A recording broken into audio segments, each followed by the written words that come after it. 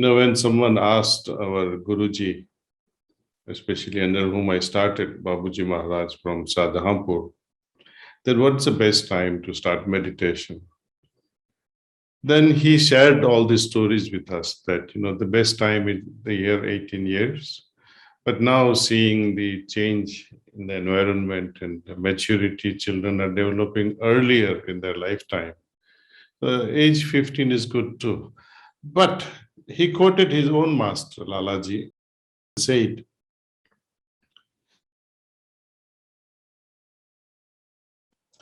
that my Guruji preferred that the actual spiritual journey should begin at the moment of conception. Being I myself as an NRI also, I used to frequently visit my Guruji. And this was when I already had my two boys who were teenagers in 90s. I had this question in my mind just to clarify that, these NRIs, they come to India or they go to some vacation spots and all that. And the idea of conception is very much strong in their mind. But what if the child is conceived in the Western countries? Will there be a devilish soul? And if I want to have punyatma, should I have this conception done in India? What is so important? Is it the moment of conception or the time of birth and place of birth and all those things, you see?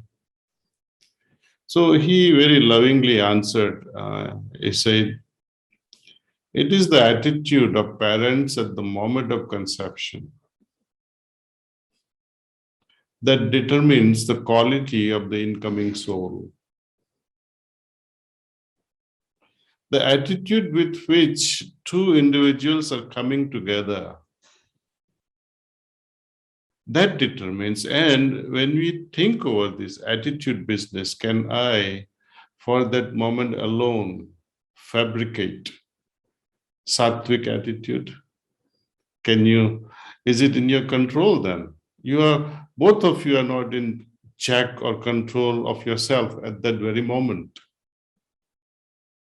In fact, even so-called sattvic people also lose their sattvikta at that very moment and say, then they regret, why did I do this? Regret takes over to a lot of couples. So, what kind of attitude is required to welcome a soul of higher caliber or higher potency? So I like to then he shared with me a story from Mahabharata. You all are familiar with the story of how Raja Dhritarashtra, Raja Pandu, and Vidur were conceived. Their parents, especially the father, could not make that happen. So his mother decided that I should have these queens be conceived by a great sage Vyasa. And Muhurtam was selected that at this particular Muhurtam, if this child or these queens conceive the children, then the soul will be of a higher stature. So sage Vyasa was invited and said, okay, we request you prayerfully to come and mate with our queens. He came, not to miss out the Muhurtam. He mate with the first queen.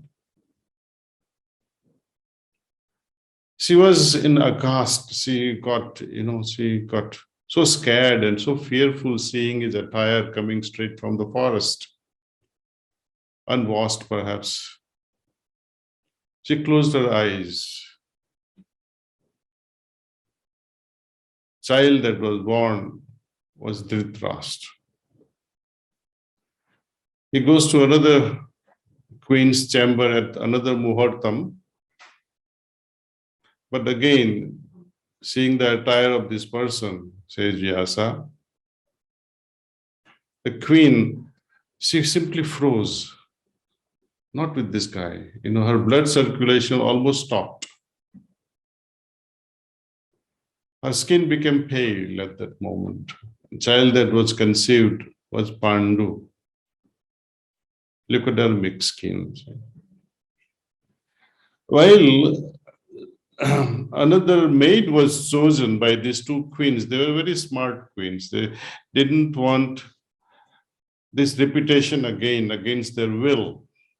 So, as an insurance policy, so that if we too don't conceive any child, at least this maid, Dasi, can conceive perhaps. So she was requested and she felt honored. She felt so honored that Mahobhagyam, see, my fortune, my luck has opened up, that I'm so lucky to have